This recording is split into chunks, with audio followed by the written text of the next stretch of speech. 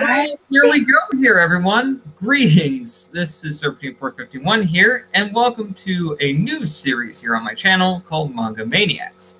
And as the title entails, we'll be talking about manga, kind of like in a book club sort of style. And I said we, because joining me is a good friend of mine named Jeffrey. How you doing tonight, Jeffrey? I'm doing fantastic, Tony. Yes, it's me, Crash Senpai Will Never Notice Me Bandicoot, and we're here to talk to you today about the greatest manga of all time. Please don't bully me, Nagatoro. I'm so excited. I thought we were going to be doing something about plus size elf.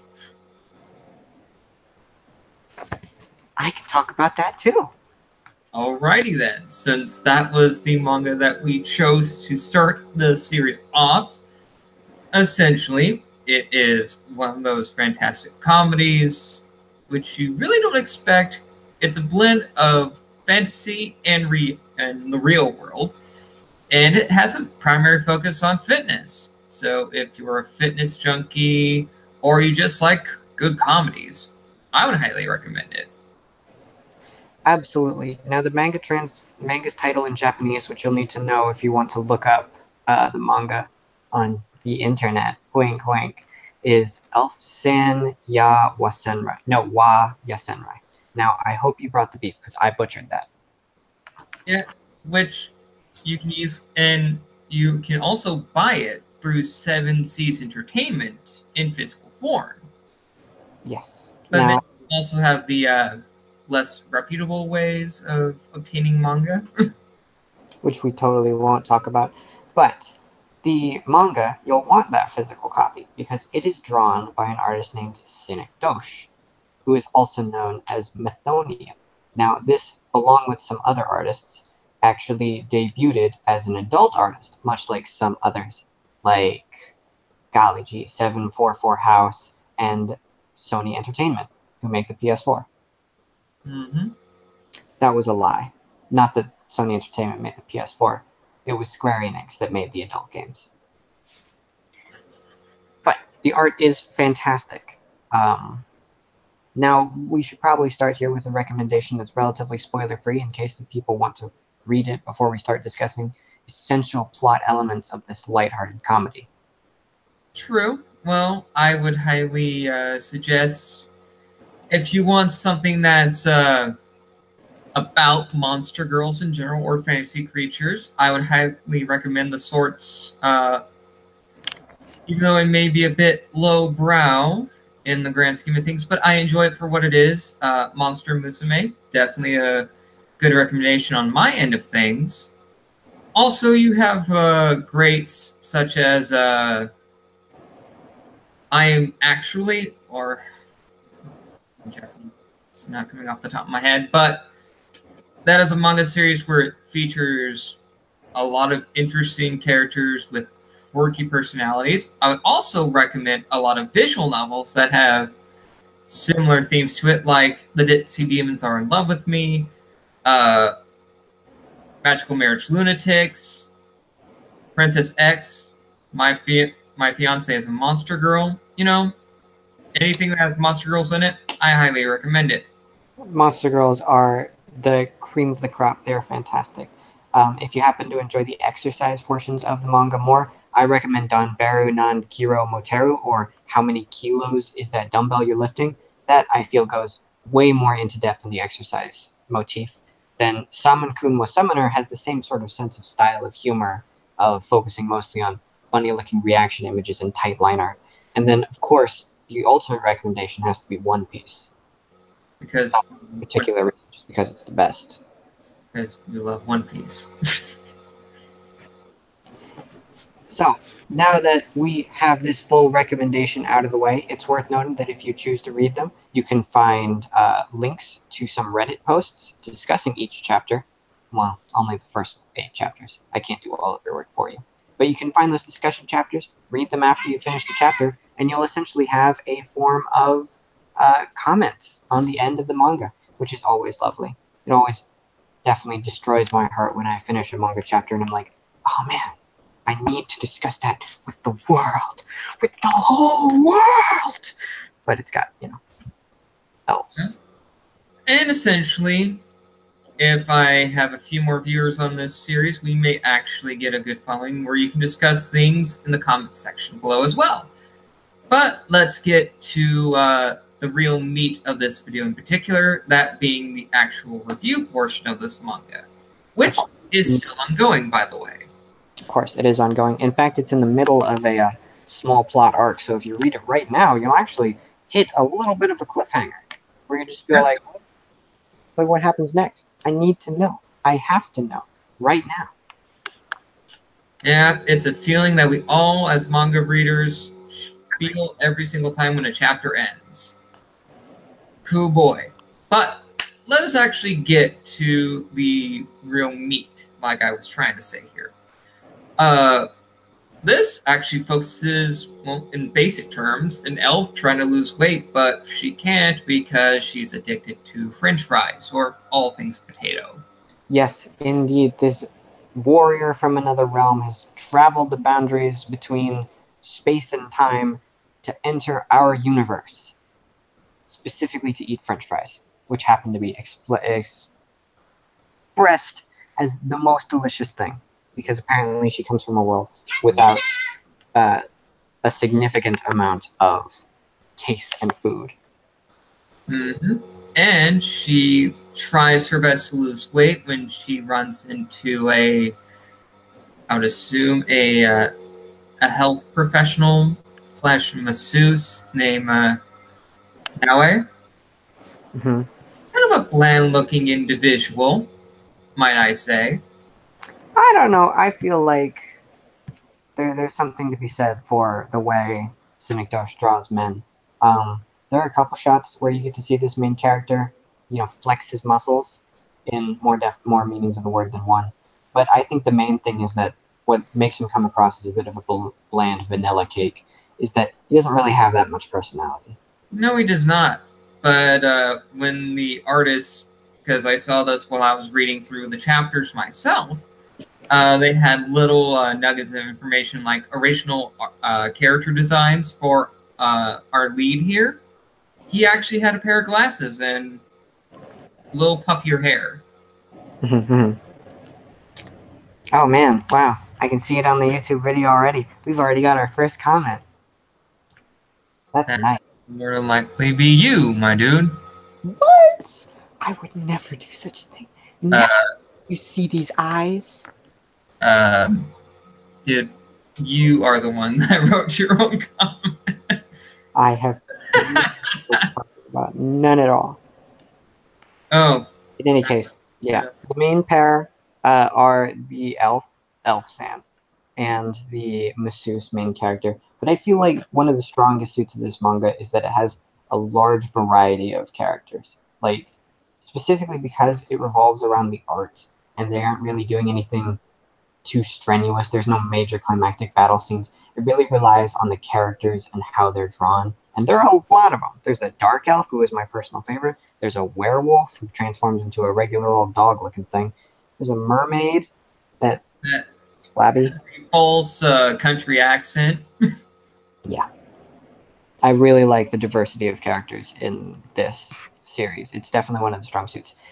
Although, maybe they kind of have some of the characters who are just sort of forgettable. There's a couple characters who appear part way through the series that end up just sort of being dropped. There was a Tanuki girl, a Harpy girl, and they don't really get that much attention. There's like extra chapters in the grand scheme of things that they just threw in there for a little bit of added spice. True, but there's also the Hobbit. Yeah. The Hobbit, the way I could say this about the Hobbit character is just to kind of show off another aspect of our ogre character, because apparently ogres in this world are, like in this story, are like female ogres are very maternal figures. Well, naturally.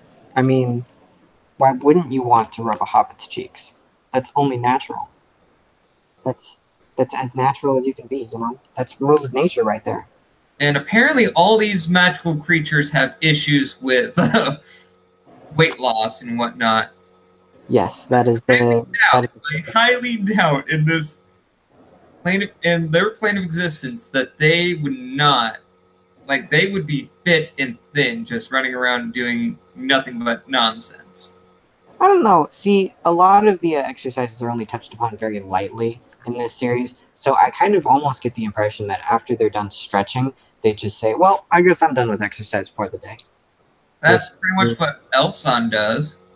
Yeah, but I mean, she spends most of her time looking like what she eats. She's a potato.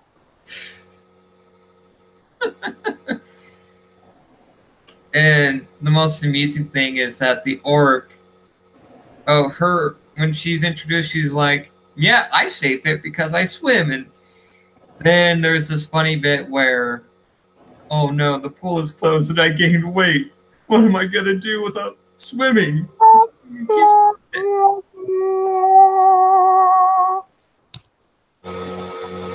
Oh, then we have the cliffhanger chapter. Well, the cliffhanger in chapter 23, which is the latest chapter, where the Dark Elf uses her sorcery in order to like pull a prank on Elfson. Unfortunately, she turns our Zeus into a small child. I think it was meant as a weight loss kind of magic, but I guess it didn't work properly on human beings. So they ended up transforming our main character into a small boy, and then that small boy looks like he is now about to be observed by many other characters. Oh no, it's going to be very bad because he's going to be teaching the ogre how to cook for herself. I mean, that's what they say is going to happen.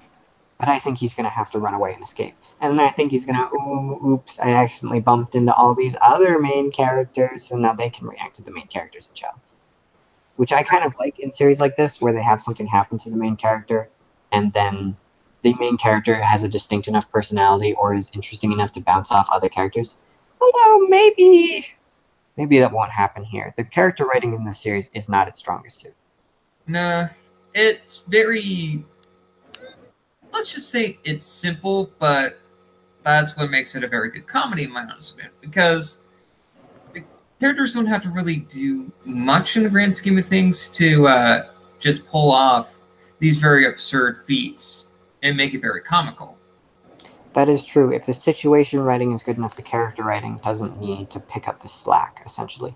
If you put them in weird enough situations, which of course you're going to do with an elf weight loss manga, the situations will naturally be comedic enough to attract that sort of hilarity that seems to ensue for a lot of things. That said, I think you can still have good character writing and good situation writing. I can agree with you there. Like, the dynamic between the Dark Elf and Elfson is actually very funny, especially when the Dark Elf decides she wants to be a JoJo character for no good reason. Yes, there are a lot of very interesting comedic visual elements of the series, which is pretty natural since the artistic element of the series is definitely its strongest suit. Oh yeah, when it comes, and one of the things that you can always tell is either the art is very spectacular, or the writing is very spectacular, or the rare chances both the writing and the art are spectacular. It's kind of like this interesting dynamic and this balancing act that people have to play with. That's just in my honest opinion. And then when you have kind of classic tropes like a satyr who tries to feed on the desires of human beings. Of course, and what character could desire anything more than French fries? Yep, and basically turning our... And there's one chapter where she actually makes Elfson and our main character extremely obese, and when obese enough that they like their clothes are just torn apart, and the satyr's whole plan is, yes, when her clothes are all torn up, she'll get so embarrassed that someone's looking at her, she will never go through life again, only to have the basically go, well, what? He sees me naked all the time. It's like, it's no big deal. Yeah, one of the perks of being written by an adult artist is that you can appeal to a very much 18-plus crowd. And that is the situation with this manga.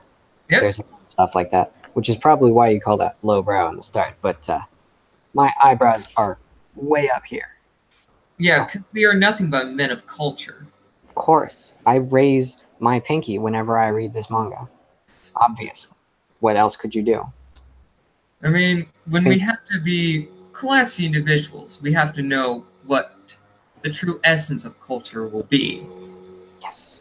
I'm so cliched. I'm The back point here. I'm trying to make here, though, is that what led to the end of that particular chapter is that the satyr just runs away when she catches a glimpse of what our protagonist is packing. It sends her flying into the sky in embarrassed shock.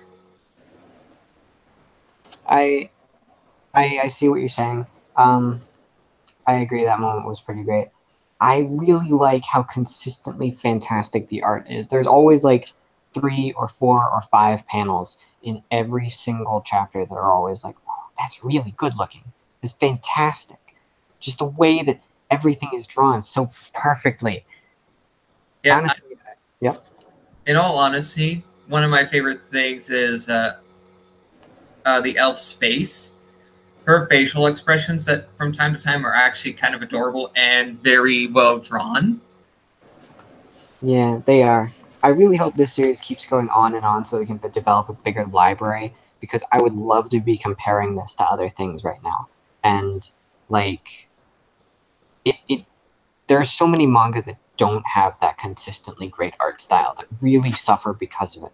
But this really can just be enjoyed even if you didn't understand the language it was written in because the art is just really nice to look at. Oh yeah, definitely. And you can kind of get what's going on just by the art alone, which is also a very spectacular feat because sometimes, especially in a in this medium where you have to basically not only read what's happening, but also have that visualization of what's going on. If you can basically understand what the characters are saying by not looking at the word bubbles, you're perfectly fine. Yeah, a lot of dialogue-heavy manga have to rely very hard on the word bubbles, but Elfstan uses a lot of techniques where it expands the size of the character to take up as little space as possible with text, and that allows you to basically get away with having a character take up 75% of the entire page, and then you sell that by having that character look fantastic on paper. Oh, definitely. I can agree with you there. Also, let's just say, kind of break this down into more brass tacks to just show how cultured we are. Mm-hmm. If we have to go to the most basic of parameters here, we have to decide who's the best girl so far in this particular manga series. Well, there's always this trap I fall into whenever I get into a series that has monster girls.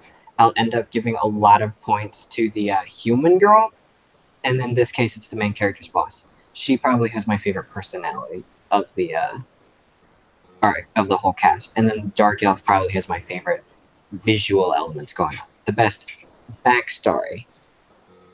I mean, the dark elf for me just works out because when it comes to manga and anime, I always find myself enjoying the more tsundere archetype. In all honesty, and the dark elf for me acts like a typical tsundere, and plus her assets, so to speak. Bro, Really, I'm sorry to disappoint you, but that Dark Elf is not tsundere. That tsundere is where you act like you're angry all the time, but you're secretly, your heart is going doki doki. This character is not that. She would probably just, I don't know, smack you on the head with her staff and tell you to leave her alone, and then go back to working, and then go back to being bored. There's not really any dare there. It's just sort of. I can see the dere. I don't know if you're not seeing what I'm seeing, but there's definitely some dere in there. I can't see imaginary things, man. That's my limitation. That's my special quirk. Well, your quirk is useless, my dude. How could you say that? I've been burned. My face is melting. Blah, blah, blah, blah, blah. But can't get all the way off the screen. Remember me. please, get your face back on the screen, man. But yeah. Anyway, I think we pretty much covered everything we wanted to talk about, unless you have something more to talk about.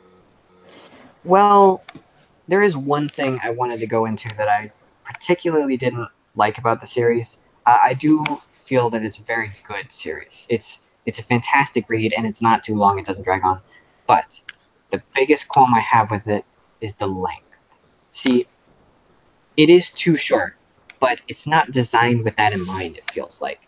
So basically what I mean here is that some arcs will be designed as if they were meant to take up 60 to 70 pages, but the chapters themselves only end up being 20 to 30, which means that it feels almost designed to have cliffhangers, and the release drip is so slow that if you were to read the final chapter out now, I would still expect that you have to wait a month to get the resolution of that plotline. And it's already done this before with the Snow Dragon. And you get these small sub-arcs that take just too long to release. Personally, if I was making a story like this, I would try to focus more on compacting the stories, or at least making it so that each individual chapter has its own particular selling point, essentially. True. I don't disagree with you there on that front, but kind of transitioning into that, and this will be kind of a new thing, but I normally would do in this given situation, since this isn't a typical Weeb Warrior style of show. There will not be like a more opinionated piece that would sound off and when it comes to otaku culture, when it comes to the manga side of things, which I pretty much cover over there at Weeb Warriors already. But we'll actually be reviewing a manga at a time, kind of like a regular book club, as I mentioned at the start of the show. Well, there could be the potential for special episodes that maybe break down a manga into smaller chunks. I wouldn't expect that we'd review one piece in a single episode. That would be definitely not. Also, I can imagine an episode maybe focusing on Western comics, you know? Maybe just the idea of them. Maybe. We can talk about that in due time. Because I may have to really educate you when it comes to Western comics, but that will be a future episode down the line. You'll be my sensei? Yes. Yes. That makes my heart go doki doki. But we're actually going to be implementing a rating system. It's going to be a scale of 1 to 5. And if you don't know what a 1 to 5 system is, I don't know what to tell you. Now, you should definitely go ahead with your 1 to 5 scale, but I'm personally going to use mine as, whereas a 1 is a just don't read this, a 5 is you should definitely take the time out of your schedule to read this, and a 3 would be like, if you got some free time and there's nothing better to read. This I would personally rate as a definite 5 out of 5. It's not too long, it's got fantastic artwork that can really be appreciated by pretty much anyone. It's definitely a, you know, there's no reason not to read it. It's a 5 out of 5 in my opinion, even though it has flaws. How about you? Yeah, I can agree with you there, but to kind of give it a bit more of a, well, and thinking about, it doesn't necessarily, it has its flaws, but it doesn't necessarily hinder it. But I wouldn't go as far as to say that it deserves a 5 out of 5 rating. It's definitely good. It's like a 4.5 out of 5, in my honest opinion. Yeah, that's the thing with manga. They're just so much shorter than anime that, like, I could probably get... I honestly reread all of the chapters of this manga before we started this episode, just on the spot. It took less than an hour, and it ended up feeling like, oh, that was nice. I would probably do that again. And I think that the drive to reread a manga, even though you have really good ones still in your score list, is a sign that this is definitely worth taking some time out to read. And it doesn't even take that long either. Yep. So an overall score is that very high and a very like positive aspect to our first episode, which is perfect in its own right. Now, if anybody watching this video has any notes on the series that they'd like to discuss, they should leave maybe a comment down below in that spot, right there, right down there, maybe down there. Yep. Maybe type that comment out right now. Ooh, what's this? Oh man, it looks like someone is commenting already. Wow. But that would more likely be you again. I would never do something like that. Are you insane? So already. But anyway, folks, this has been Supreme 451 and Jeffrey. Tune in. Let's make this a weekly thing, not a monthly thing, because that would just be too painful. Because we don't want to make our budding audience wait for new episodes, should we? No. Plus, manga is so straightforward to read. I could probably recommend you a series, except for, One Piece. And you could probably just honestly read it in an hour. Be sure to check out the recommendations for other ones. Maybe we'll talk about them at some point in the future. Who knows? Maybe, maybe not. But we will, hopefully, you guys will tune in next week for our next manga review. We have yet to decide on that one, but when we go on air, you will find out what we will be reviewing. Yes. Catch you then. It'll be One Piece.